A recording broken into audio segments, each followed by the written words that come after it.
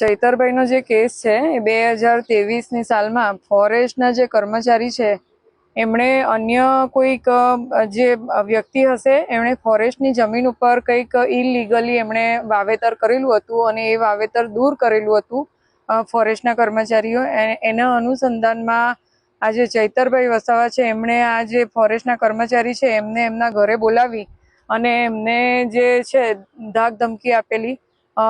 એને જે પિસ્તોલ કે જે બંદૂક હતી એનાથી એમણે હવામાં ગોળીબાર કર્યું હતું અને ધોલ ધપાટ કરી હશે અને એ ધોલ ધપાટ કરી હતી અને આવો એક બનાવ હતો. અને પછી બીજે દિવસે એના જે પીએસ છે એ પીએસ જે છે એમણે એને અન્ય જે ઈસમો છે એમણે 30,000ની 60,000ની બે ઈસમોને આપવા માટેની ખંડણી માંગેલી હતી.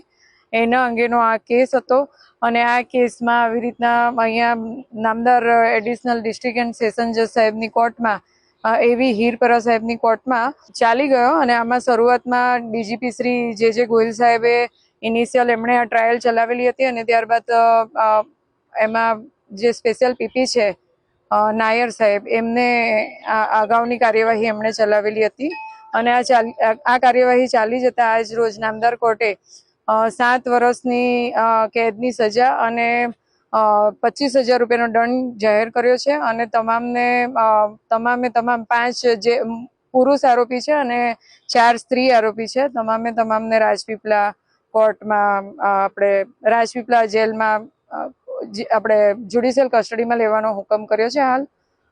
અને એમાં અરજી આપવામાં આવી છે કે જિલ્લા ટ્રાન્સફર માટેની અરજી પણ હાલ આપી છે, કારણ કે આ જે મેટર છે એ મેટરમાં જો અહીંયાની જેલમાં રાખવામાં આવે તો અહીંયા નર્મદા જિલ્લાનું જે વાતાવરણ છે એમાં તકલીફ પડે એમ હોય. અધર ડિસ્ટ્રિક્ટમાં એમને ટ્રાન્સફર કરવા માટેની અરજી પણ હાલમાં આપી છે. જરૂરિયાત જે ગવર્મેન્ટ સાક્ષીઓ હતા એ તમામ સાક્ષીઓને તપાસેલા હતા અને આ કેસમાં જે ફરિયાદી જે છે એમની પાસે એમણે ત્યાં યાહામોગી જે એ હતું આપણે ઓલું એટીએમ ત્યાંથી એમણે પૈસા ઉપાડવાનો પ્રયત્ન કર્યો હતો પણ એમનાથી પૈસા નીકળેલા નહીં. એટલે ત્યાંનું જે સ્લીપ હતી એ ત્યાંથી એવો ગયા, ત્યાં એમના જે ઉપરી અધિકારી હતા એમને ફોન કર્યો કે મારી પાસે પૈસા નથી અને આ લોકો આવી રીતના પૈસા માંગે છે. એટલે એમના ઉપરી અધિકારી ઓનલાઈન 30,000 રૂપિયા નાખેલા હતા. એ 30,000 રૂપિયા અને પછી આ જે રૂપિયા જે છે તે જેમની ખેતીની જમીન હતી એમને ત્યાંથી મળી આવેલા.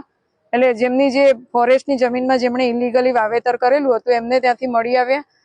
એટલે એ બધું આખા પુરાવા બધા ફિટ હતા અને એ ફિટ પુરાવાઓના આધારે આજ રોજ આ સજા જાહેર કરી છે.